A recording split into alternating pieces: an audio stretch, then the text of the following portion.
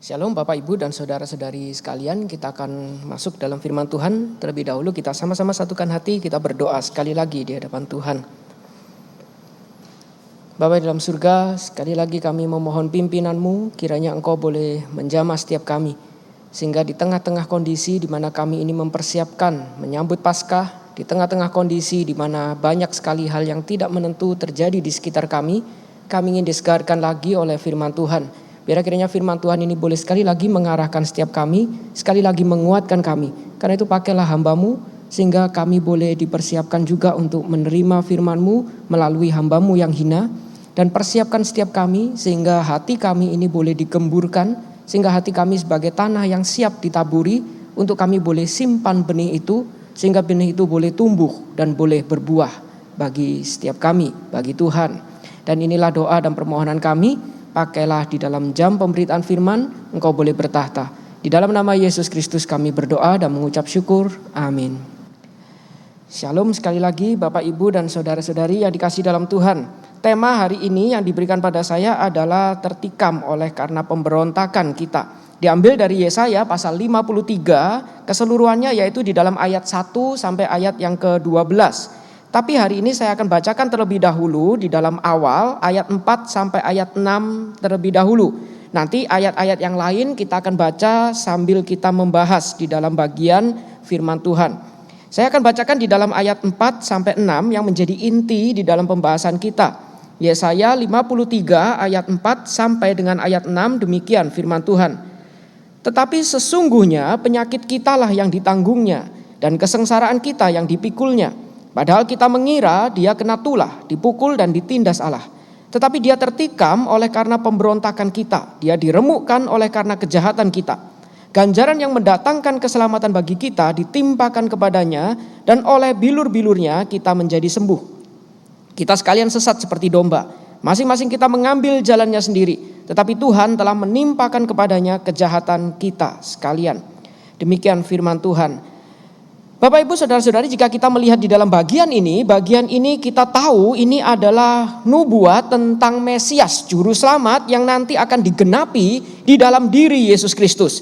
Di mana di dalam nubuat ini mulai ayat 1 sampai dengan ayat yang ke-12 ini bercerita tentang kehidupan, kematian, lalu dikuburkan sampai nanti kepada kebangkitan dan pemulihan dari Yesus Kristus itu sendiri. Jadi jika kita melihat di dalam bagian ini, ayat 1 sampai 12 ini menubuatkan nanti akan tiba Mesias, juru selamat yang akan menyelamatkan setiap kita umat manusia.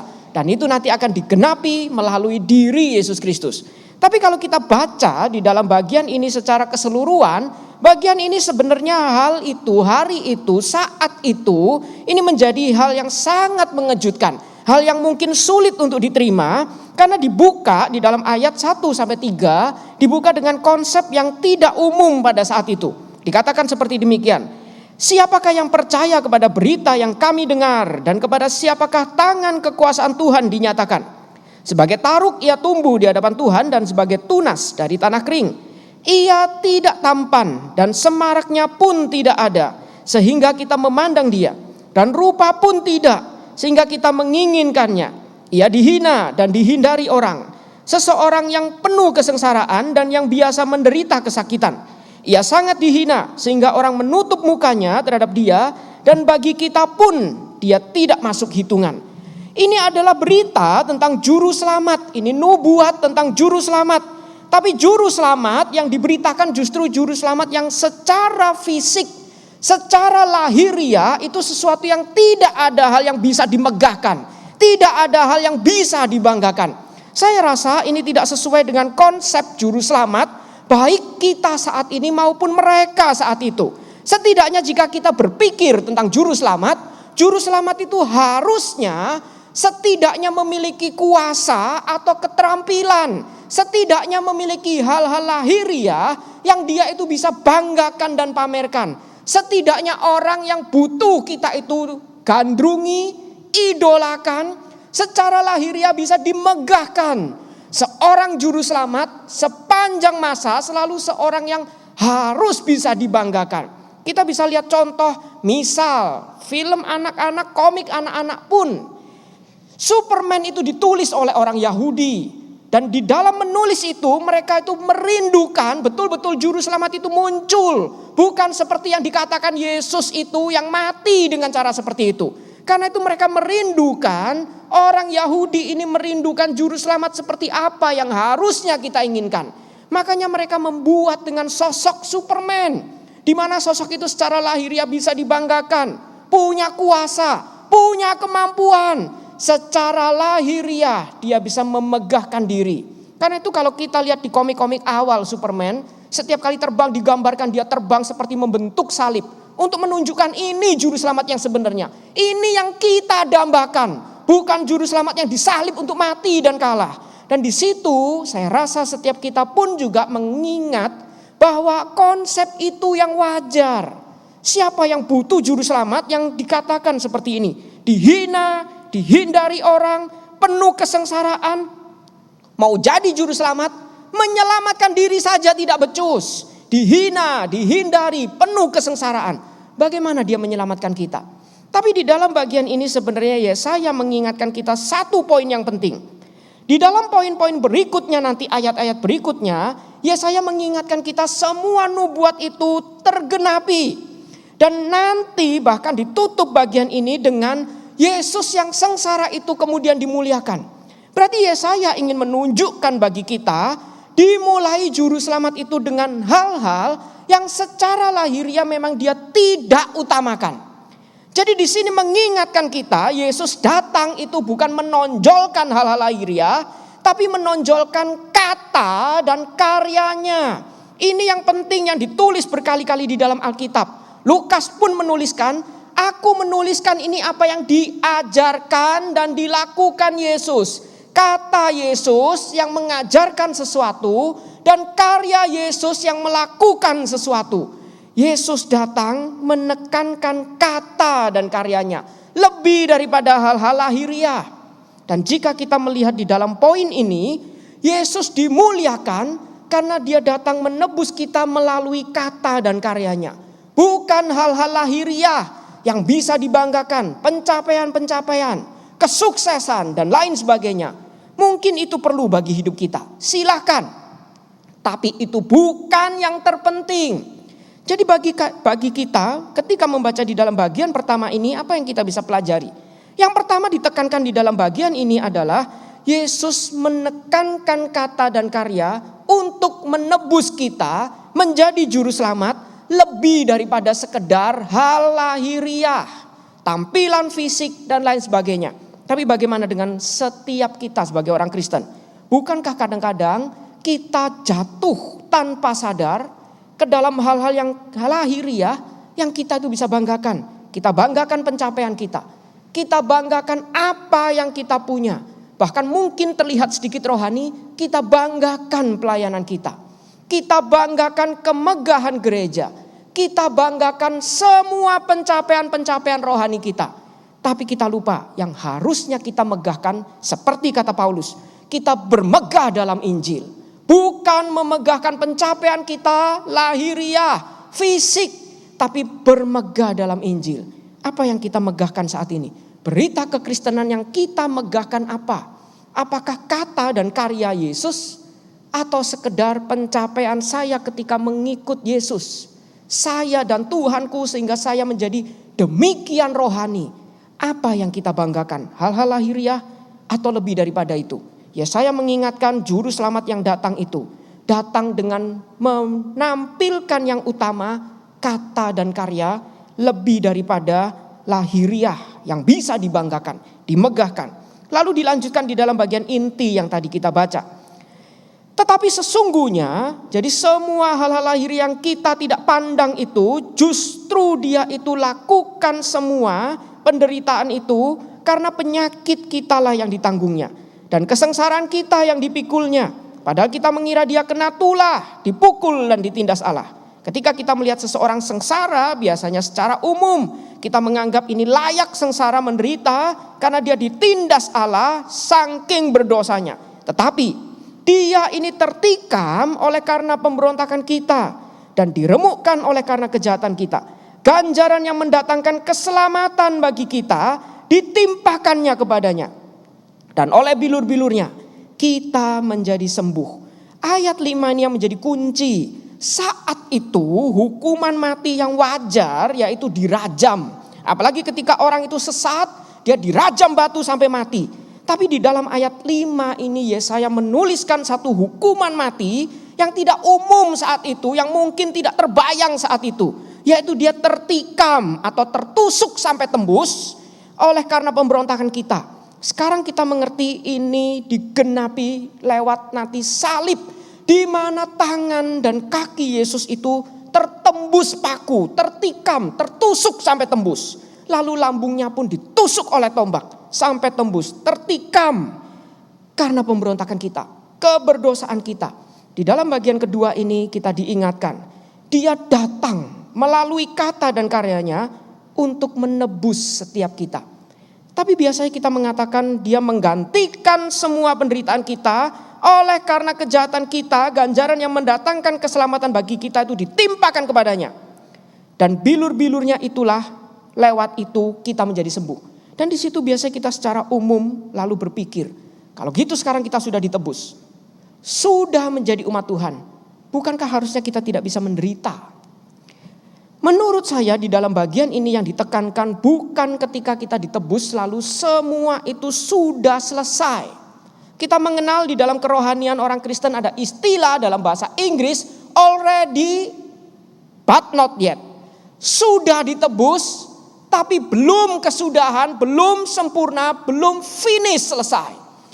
Kerohanian kita itu di tengah-tengah sudah dan belum. Jadi di dalam bagian ini yang ditekankan bukan ketika sudah ditebus lalu tidak bisa menderita karena sudah ditanggung Kristus. Harusnya kita tidak perlu lagi menanggung. Satu pihak itu betul tapi belum selesai.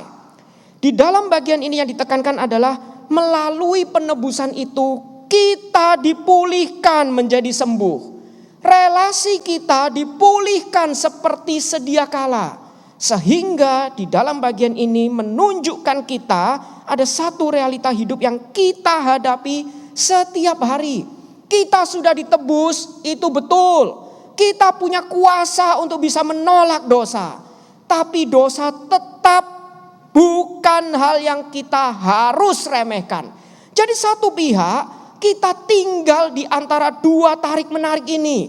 Saya rasa setiap kita sadar. Dari bangun pagi sampai tidur malam, kita tuh selalu tarik menarik antara dua ini. Tarik menarik antara keseriusan kuasa dosa. Dosa tidak pernah main-main, selalu serius. Berusaha terus mengintip dan menarik kita untuk kita jauh dari Tuhan. Tapi satu pihak dosa tidak pernah bisa menguasai kita, mendefinisikan kita, karena kita sudah ditebus. Tarik menarik. Tinggal menurut beberapa teolog mengatakan mana yang kita mau kasih makan hingga subur. Lalu bagaimana kita bisa memenangkan tarik menarik ini?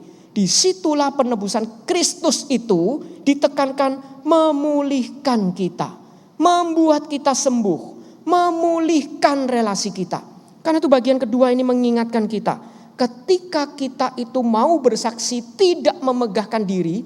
Tapi memegahkan Injil yaitu kata dan karya Yesus. Dan tarik menarik ini selalu terus menerus kita alami. Lalu bagaimana yang kita harus lakukan? Terus berelasi kepada Tuhan. Cari kehendak Tuhan. Cari suara Tuhan. Dengar suara Tuhan. Kalau sama GPS saja kita taat. Yang cuman karena urusan takut tersesat. Masa suara Tuhan yang urusan hidup mati kita tidak lebih serius. Cari suara Tuhan. Serius dengarkan itu. Hidupi itu. Penuh ketakutan, betul. Masih bisa sengsara, betul. Seperti ini buktinya. Pandemi pun kena kepada orang Kristen. Minggu yang lalu, barusan beberapa hari yang lalu, hari Minggu itu saya ikut di dalam kebaktian kedukaan. Ada salah satu rekan yang sangat luar biasa melayani Tuhan. Diizinkan kena COVID dan meninggal. Kita tidak habis pikir orang Kristen pun bisa kena. Setia melayani diambil Tuhan. Bagaimana mungkin sengsara tetap bisa sengsara. Kadang Tuhan izinkan. Kadang Tuhan itu uji kita. Tapi kita ingat satu hal. kita sudah ditebus. Harusnya kesengsaraan itu tidak mendefinisikan kita. Kesengsaraan itu harusnya tidak membuat kita itu tidak lagi bisa berjalan bersama Tuhan. Relasi itu sudah dipulihkan dan relasi itu harusnya membuat kita terus bergumul, terus mendengar suara Tuhan dan tidak takut meskipun tidak meremehkan. Tidak meremehkan dosa, tapi tidak perlu takut. Karena bagi saya, apa sih yang paling menakutkan dalam kehidupan kita di dunia? Pergumulan setiap kita penuh ketakutan. Di Jakarta takut macet, takut banjir. Tapi ketakutan paling puncak itu adalah kematian. Dan kematian saja dia bereskan. Apalagi hal yang dia tidak bisa selesaikan bagi kita. Tidak boleh meremehkan, tapi jangan takut berlebihan. Terus cari suara dia, berjalan bersama dia. Ini bagian kedua. Lalu di dalam bagian berikutnya saya akan bacakan sekaligus di dalam ayat 7 sampai 12. Dia dianiaya, tetapi dia membiarkan diri ditindas dan tidak membuka mulutnya. Seperti anak domba yang dibawa ke pembantaian. Seperti induk domba yang keluh di depan orang-orang yang menggunting bulunya. Ia tidak membuka mulutnya. Ditekankan Yesus itu diam nanti. Dia tidak membela diri, tidak membuka mulutnya. Dan sesudah penahanan dan penghukuman ia terambil. Dan tentang nasibnya siapakah yang memikirkannya? Sungguh ia terputus dari negeri orang-orang hidup. Dan karena pemberontakan umatku ia kena tulah. Orang menempatkan kuburnya di antara orang-orang fasik. Dan dalam matinya ia ada di antara penjahat-penjahat. Ini menggenapkan kematian Yesus di antara kanan kirinya penjahat. Dia disalib. Sekalipun ia tidak berbuat kekerasan. Dan tipu tidak ada dalam mulutnya. Di dalam bagian ini diingatkan ketika kita mau cari suara Tuhan. Kita harus mencoba hening di hadapan Tuhan. Baru di situ kita melihat satu lagi. Di dalam bagian ini juga ditekankan ia membiarkan diri ditindas. Ini yang membedakan. Yang membedakan orang Kristen kerohaniannya adalah seperti Tuhan. Yaitu bukan dikorbankan tapi mengorbankan diri. Ini dua hal yang berbeda. Menurut saya yang sering kali menjebak kita sebagai orang Kristen, seolah-olah korban itu kita tidak berdaya, diseret lalu seperti anak domba yang disembelih, lalu seolah-olah Tuhan kita pun seperti itu. Dia victim yang tidak berdaya, dibawa, dibantai, dikorbankan. Tapi dikatakan dia tidak membuka mulutnya, dia membiarkan diri ditindas. Berarti dia bisa melawan seperti kata Yesus. Sangkamu aku tidak bisa mengutus malaikat untuk membela aku. Tapi dia membiarkan diri ditindas mati bagi kita. Itu berkorban, bukan dikorbankan. Ini beda. Berkorban dengan dikorbankan ini beda. Kita mental harusnya sebagai orang Kristen bukan mental korban, tapi mental berkorban. Ini dua hal yang beda. Mental korban mungkin kita akan berteriak, kenapa ini terjadi? Kenapa Tuhan izinkan ini? Kenapa saya diperlakukan tidak adil? Mengapa usaha saya diizinkan mengalami kolaps? Mengapa pelayanan saya pun tidak lancar? Mengapa sudah melayani tetap diizinkan punya masalah? Itu mental korban. Mental berkorban adalah Tuhan, apa yang kamu mau katakan, saya akan lakukan. Terjadilah padaku menurut perkataanmu. Itu mental berkorban. Mental berkorban adalah saya tahu saya bisa apa, tapi saya mau lakukan buat Tuhan. Saya rasa seringkali hamba Tuhan pun agak kepleset dalam hal ini, bukan? Seringkali kita berkata, saya punya latar belakang grafis. Seringkali kita berkata, dulu saya grafis, tapi Tuhan paksa sekarang saya jadi hamba Tuhan. Dulu uang lebih banyak, sukses, punya pencapaian ini itu. Tapi sekarang Tuhan paksa saya tidak bisa tolak, saya jadi hamba Tuhan. Itu salah. Paulus tidak pernah mengatakan itu. Paulus mengajarkan kita justru dulu saya grafis, betul banyak uang, betul pencapaiannya itu membanggakan secara lahiriah, kita bisa memegahkan diri. Tapi itu sampah. Sekarang saya dipanggil menjadi hamba Tuhan, saya sadar mungkin uang tidak sebanyak dulu. Mungkin secara lahiriah tidak membanggakan seperti dulu. Tapi ini jauh lebih berharga. Berapapun saya akan lakukan hal ini lagi, saya akan bayar lagi.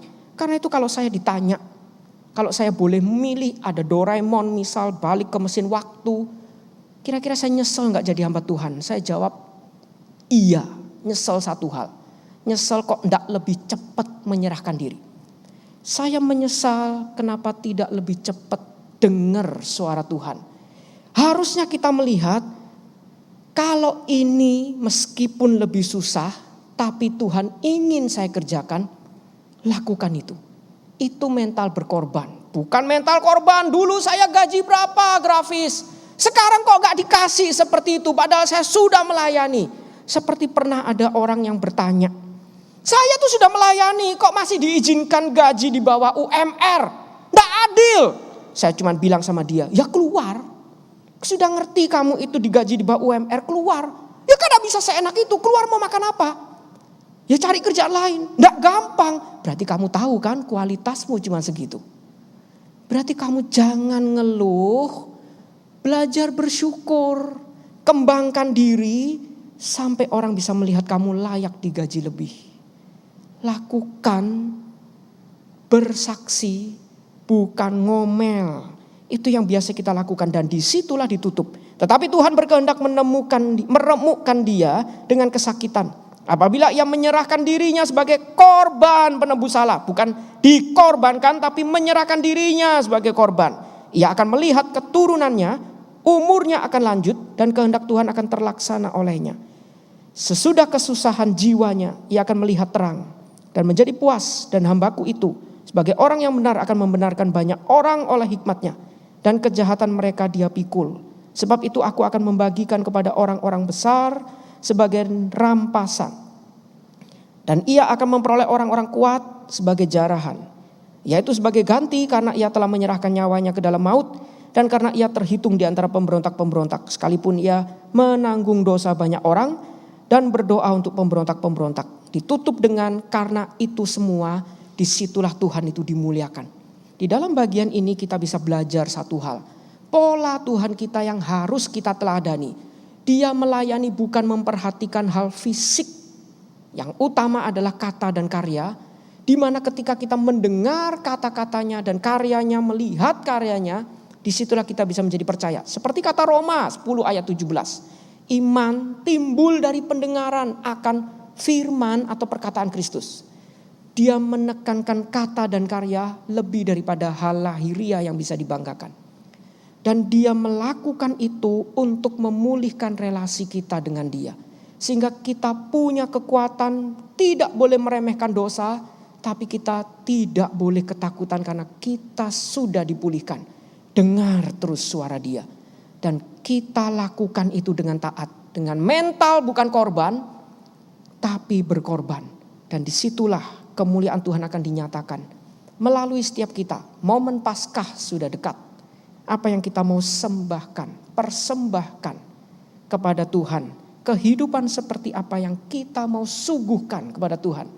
Ketika kita mau pakai kehidupan kita bersaksi, ingat bersaksi kata dan karya Tuhan. Minta pimpinan Tuhan terus berelasi untuk bisa lakukan itu. Dan lakukan itu dengan taat. Sebagai satu persembahan di mana Tuhan akan dimuliakan melalui kesaksian dan doa setiap kita. Mari kita tundukkan kepala, kita berdoa.